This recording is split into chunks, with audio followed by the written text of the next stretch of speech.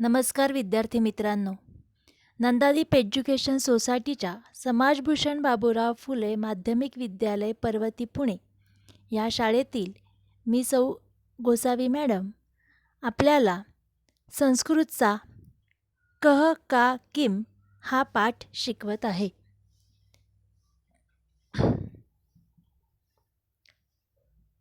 कह का ह्याचा अर्थ कोण आणि किम ह्याचा अर्थ काय आपल्याला स्क्रीनवर दिसतंय. त्याचं आधी आपण वाचन करतोय आणि त्यावेळेस मी तुम्हाला त्याचा अर्थ सांगणार आहे. एषः असीमः. एषः म्हणजे हा, असीम आहे. एषः चलती, हा चालतो. चलतीचा अर्थ ते क्रियापदे, अर्थ येतो चालतो किंवा चालते. इथे हा चालतो. कह चलती, कोण चालतोय. एषः असीमः चलती, हा असीम चालतोय. आता तुमच्या लक्षात आलंय की आपण संस्कृतमध्ये ह्या असीम या मुलाविषयी माहिती सांगितलेली आहे. एषः असीमः, हा असीम आहे. एषः चलती, हा चालतो. क चलती, कोण चालतोय. एषः असीमः चलती, हा असीम चालतोय. एषः हा, का कोण, चलती चालतो. हे शब्दार्थ आपल्याला माहिती आहेत. शेजारचं चित्र पहा. तो मुलगा जरा लांब आहे. स प्रसादः, सह प्रसादः, तो प्रसाद आहे. सह धावती, तो धावतो आहे. कह धावती, कोण धावतोय. स प्रसादः धावती, तो प्रसाद धावतोय.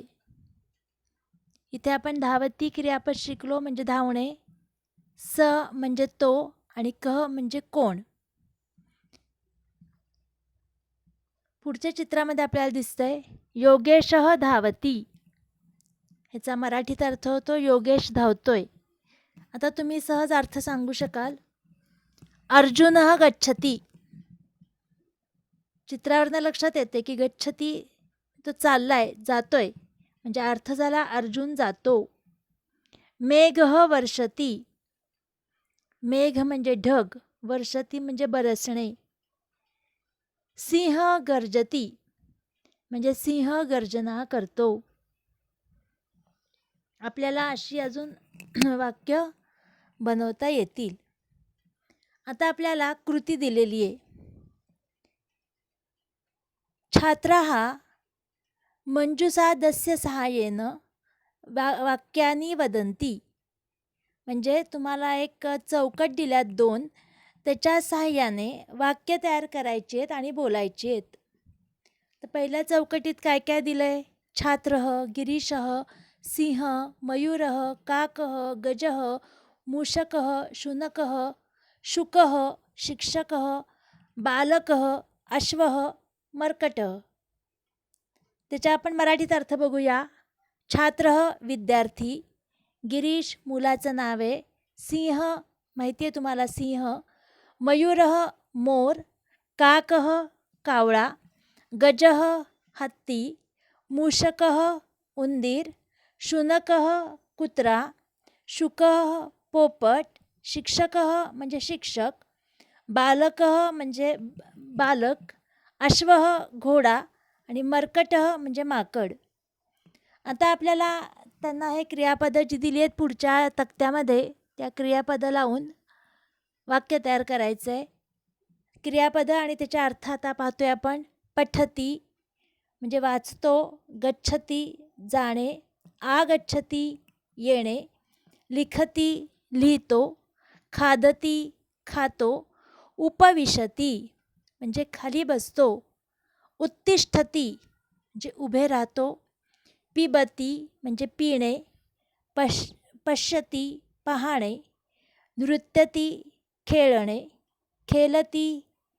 नृत्यती म्हणजे नाचणे, खेलती म्हणजे खेळणे, गायती म्हणजे गाणे, नमती नमस्कार करणे, उत्पत्तती म्हणजे उड्या मारणे आणि वदती म्हणजे बोलणे.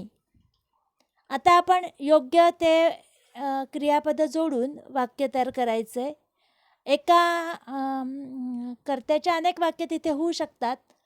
छात्रः, मग छात्रः पठति, छात्रः गच्छति, छात्रः उपविशति, छात्रः उत्तिष्ठति, छात्रः खेलति, छात्रः नमति इत्यादी आपण अनेक वाक्य तयार करू शकतो. आणि आता तुमच्या लक्षात आलं असेल की तिथे आपण पूर्णविराम द्यायच्याऐवजी एक दंड उभी रेष देतो, जशी हिंदीत देतो. ह्यातलं कुठलंही एखादं वाक्य तुम्ही परीक्षेत केलं तरी त्याला मार्क आहेत. मग गिरीशः, गिरीशः आगच्छति, गिरीशः खादति, गिरीशः पिबति, गिरीशः वदति इत्यादी. मयूरः, मयूरः नृत्यति, मयूरः उत्पत्तति. नंतर काकः, काकः पिबति, काकः खादति, काकः उत्पत्तति. नंतर अश्वः, अश्वः धावति, अश्वः खादति, अश्वः पिबति. अश्वाच्या जागी तुम्ही गज घाला, मूषक घाला, शुनक घाला, शुकः घाला, मर्कट घाला, अशा कर्ते घेऊन आपण वाक्य तयार करू शकतो. हा प्रश्न परीक्षेचा तर खूप सोपं आहे ना, फक्त अचूक तिथे वाक्य तयार करायचे, म्हणजे कोण काय क्रिया करू शकेल अशा पद्धतीने. तर आत्ता आपण काय शिकलो आहे? कह म्हणजे कोण. ठीक आहे. जर पुरुषवचन असेल तर आपण कह हे वापरतो. आता पुढचा भाषाभ्यास तुम्हाला पुस्तकात दिलेला आहे. चित्रम दृष्ट्वा वाक्यम लिखत, चित्र पाहून वाक्य लिहा. आता तुम्ही बघा, तिथे चित्र दिसतंय की एक मुलगा अभ्यास करतोय, लिहितोय तो थोडंसं. एक उंदीर दिसतोय, तो काहीतरी खातोय. हत्ती आहे, तो चाललाय आणि माकडे ते उड्या मारतंय. मग आता विद्यार्थ्यासाठी आपण आत्ता शिकलो छात्र, उंदरासाठी आपल्याला मूषकः शब्द वापरायचा आहे, हत्तीसाठी गजः आणि माकडासाठी मर्कटः. आता खालचं आपण आधी त्यांनी काम करायला सांगितलं आहे, वाक्य लिहायला सांगितलं आहे, ते उत्तर आता आपण लगेच बघतो आहे. बघा, पहिल्या चित्रामध्ये दिसतंय की एक विद्यार्थी आहे आणि तो लिहितो आहे. आता तो आपल्या जवळ आहे, खूप लांब नाही आहे, म्हणून आपण म्हणतो एषः छात्रः, एषः छात्रः लिखति. हा विद्यार्थी आहे आणि तो लिहितोय असा त्याचा अर्थ. पुढे एषः मूषकः, मूषकः खादति, एषः गजः, गजः चलति, एषः मर्कटः, मर्कटः उत्पत्तति. म्हणजे आता आपल्या शब्द कुठले लक्षात ठेवायचे आहेत? लिखती, खादती, चलती, उत्पत्तती. ठीक आहे. आता ह्यातला आपण पुढचा भाग बघतोय 2.2. जवळ असेल तर एषा, आपण जर पुरुषवचन असेल तर आपण एषः वापरत होतो. आता इथे मात्र आपण नुसतं एषा म्हणणार आहे ज्यावेळेस स्त्रीलिंग असेल त्यावेळेस, आणि सहच्या ऐवजी सा वापरणार आहे.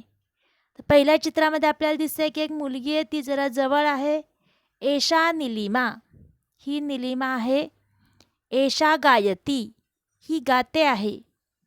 का गायती, कोण गाते आहे? म्हणजे इथे कहा नाही आहे, का फक्त आहे.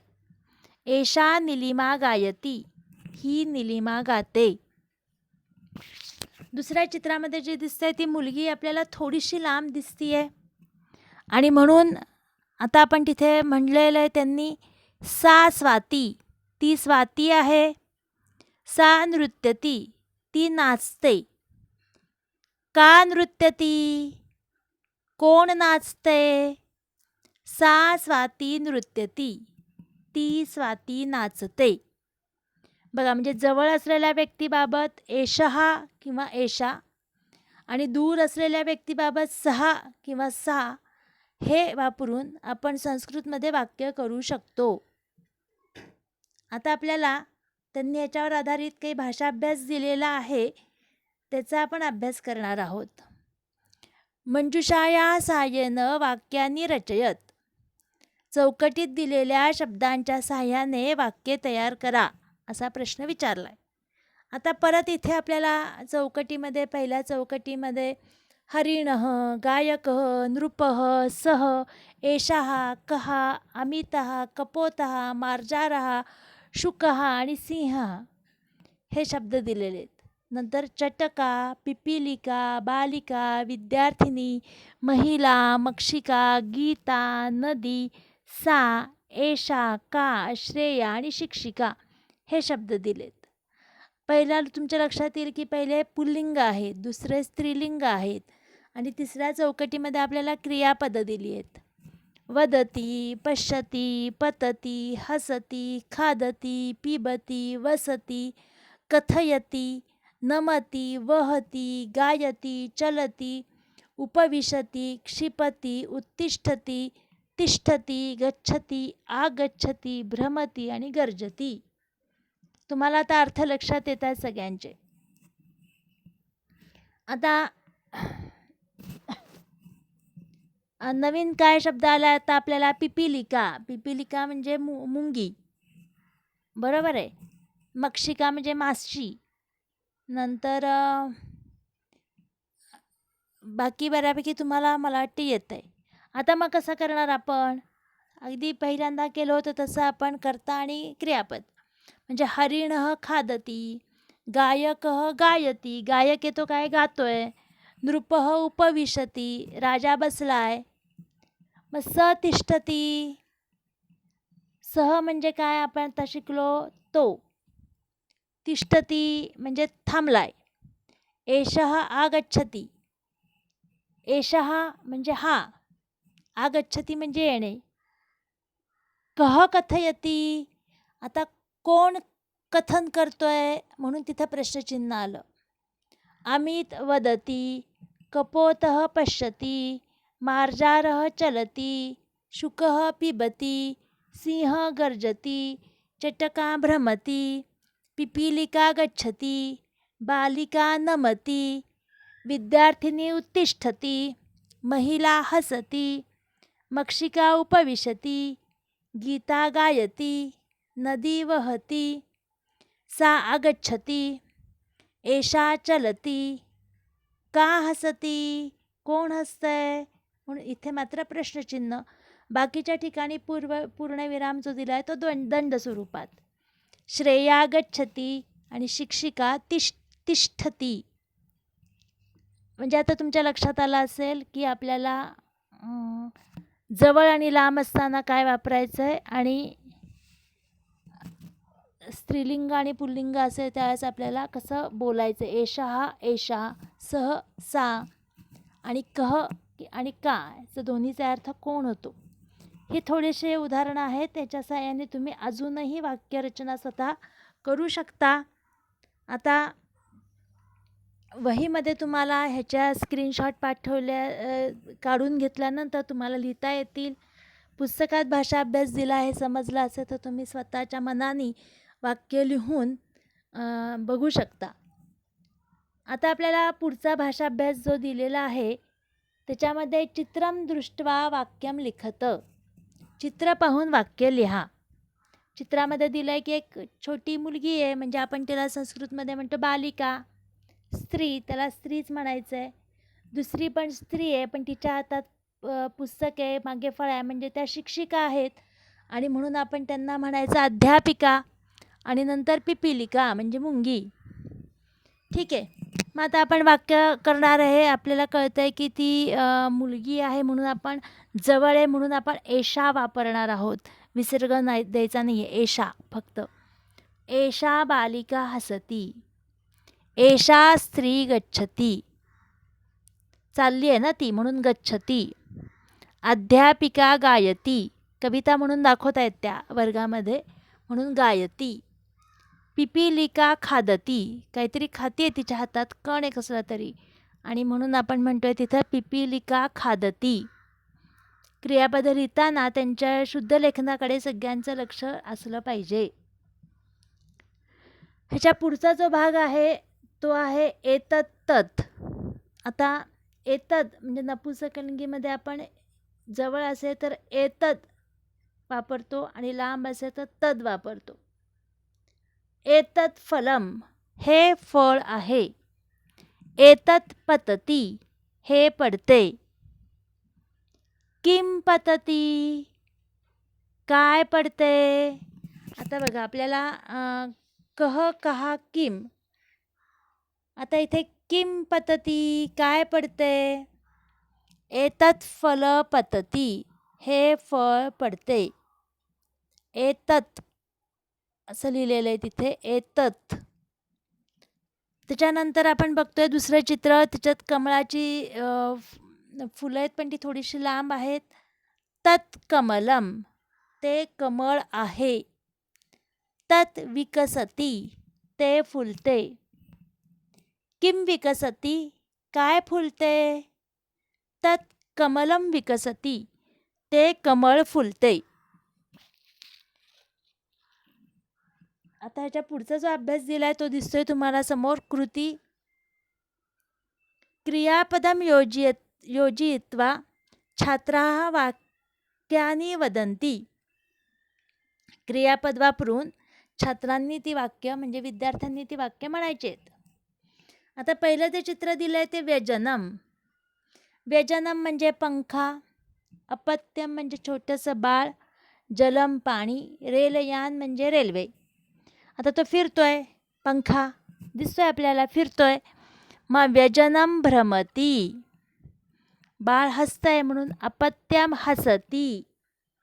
पाणी उंचावरून खाली येत आहे म्हणजे ते वाहतंय म्हणून जलम वहती. रेल्वे धूर निघतोय म्हणजे ती चालू आहे चालतीये पळतीये म्हणून रेलयानम धावती. बघा व्यजनम भ्रमती अपत्यम हसती जलम वहती रेलयानम धावती. लक्षात आले तुमच्या. म्हणजे बघा शब्दाचे लिंग विचारात घेऊन पुल्लिंग असल्यास आणि स्त्रीलिंग असल्यास आणि नपुंसकलिंग असल्यास काय वापरायचं हे तुम्हाला आता कळालंय. आता पुल्लिंग शब्द जर असेल तर शक्यतो त्याच्या पुढे विसर्ग असतो. स्त्रीलिंगामध्ये शक्यतो नाही.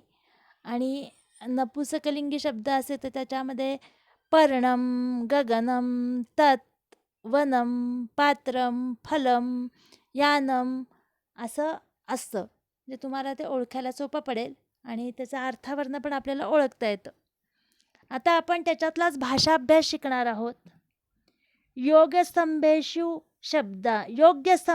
शब्दानं लिखत. म्हणजे योग्य रकाना शब्द लिहा. रकाना काय केलाय 6. 6चा अर्थ काय झाला. तो पुल्लिंगी शब्द असेल आणि तो लांब येत असतो. 6चा अर्थ काय झाला ती.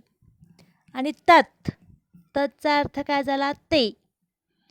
जर मग आपल्याला दिलेले शब्द आपण नीट पाहिले अभ्यासले तर आपल्या लक्षात येतं चंद्र हा म्हणजे चंद्र पुल्लिंग आहे म्हणजे तो पहिल्या रकानात येणार.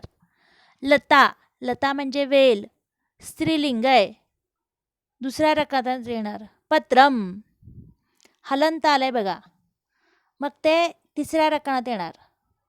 दुग्धम तिसऱ्या रकानात. पादरक्षा स्त्रीलिंग. नंतर अश्वः पुल्लिंग. विमानम तिसऱ्या रकानात. शाटिका स्त्रीलिंग. वृद्धा पुल्लिंग. पेटिका स्त्रीलिंग आणि गृहम नपुंसकलिंग. मग बघा उत्तर काय आलंय आपलं. पहिल्या रकानात आपल्याला सापडलंय चंद्रहा अश्वहा वृद्ध. दुसऱ्या रकानात सापडले लता पादरक्षा शाटिका पेटिका. तिसऱ्या रकानात सापडले पत्रम विमानम गृहम दुग्धम. खूप सोपं आहे. आपण मराठीत जर अर्थ लक्षात ठेवला आणि आपण कशाला काय वापरतात हे धिस दॅट सारखं जर आपण लक्षात ठेवलं तर आपल्याला ह्याच्यात काहीच अवघड नाही आहे. त्यातला पुढचा अभ्यास आहे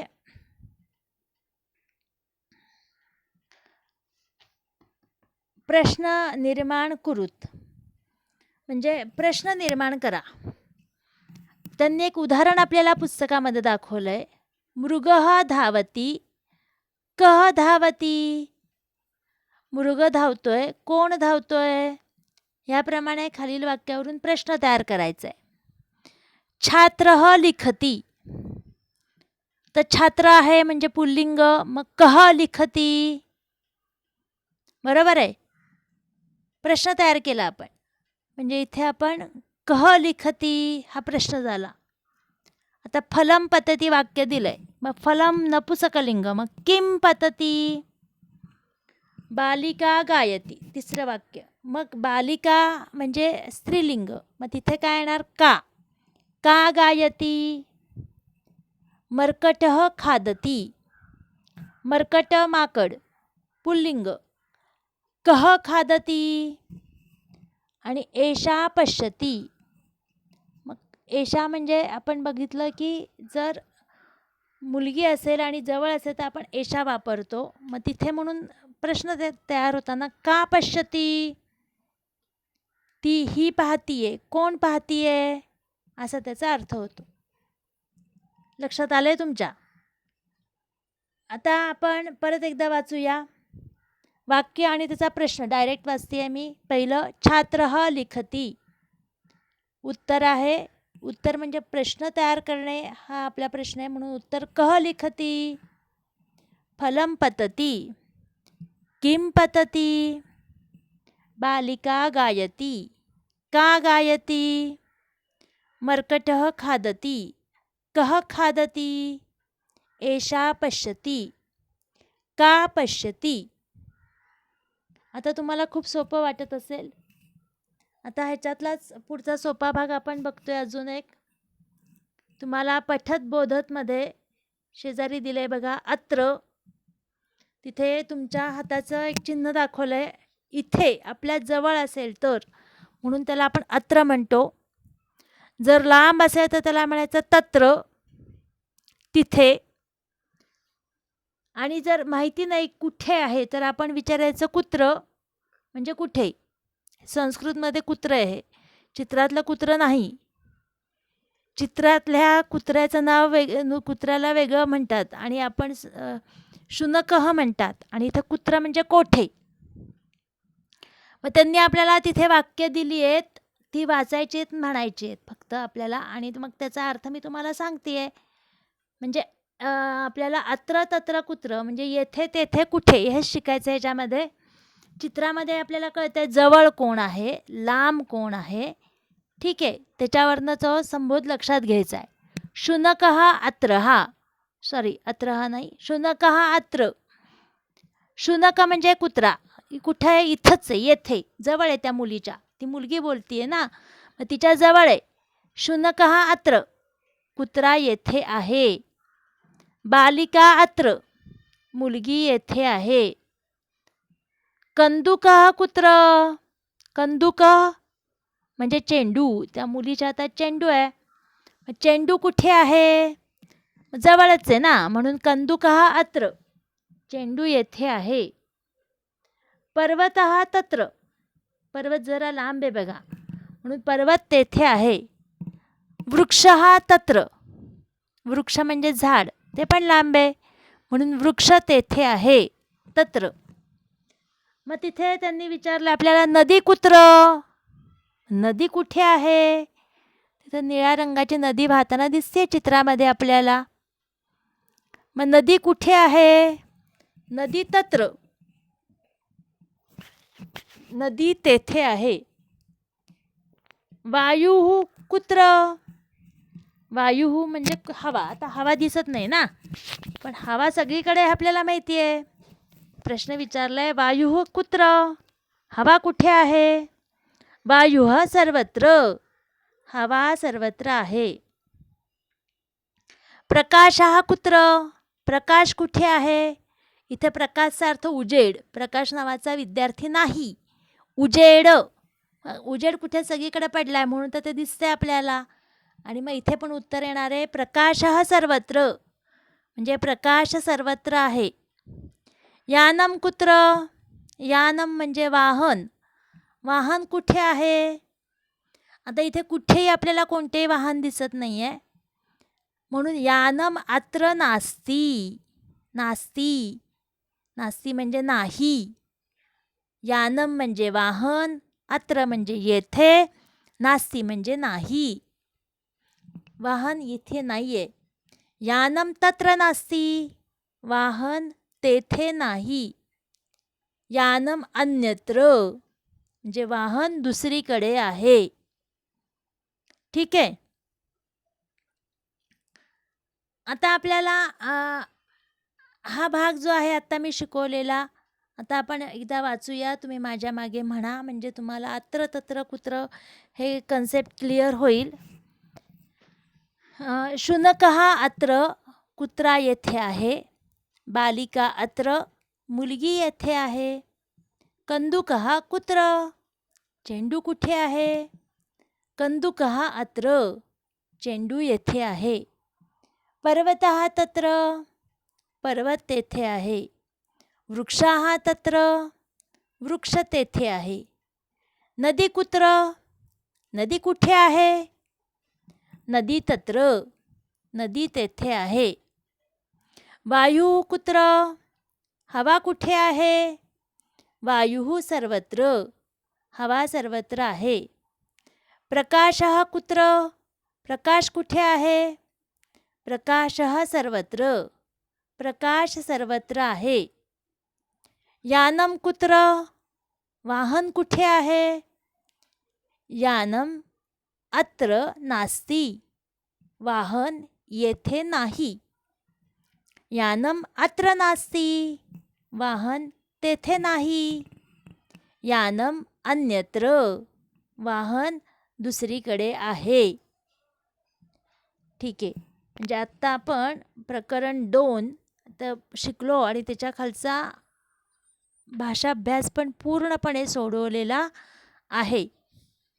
आपल्याला ते सगळं वहीत लिहून काढायचं आहे. कृती आणि भाषाभ्यास सोडवायचा आहे. प्रश्न नाही लिहून काढायचे, त्याच्या खाली उत्तरं पण लिहायची आहेत, जी मी आत्ता शिकवलेली आहे. तर आपण पुढच्या वेळेस के कुर्वन्ती हा पाठ शिकणार आहोत. धन्यवाद.